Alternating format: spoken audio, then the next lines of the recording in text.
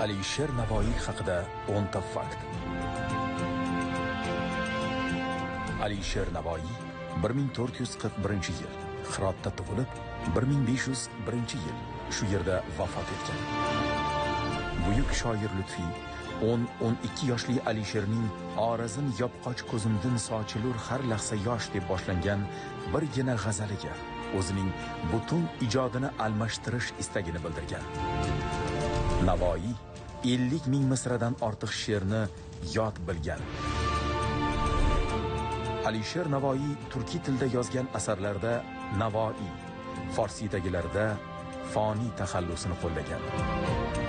Alisher Navoiy ulug' amir, podshohning eng yaqin kishisi, din va dunyo ishlarida haq va haqiqat nizomi nomli yuksak unvonlar sohibi bo'lgan.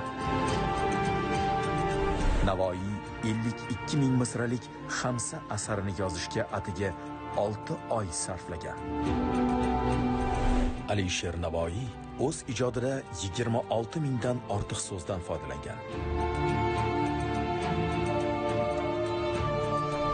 Navoiy til, adabiyot, tarix, pandnomaga doir 31 ta mukammal asarlar yozgan.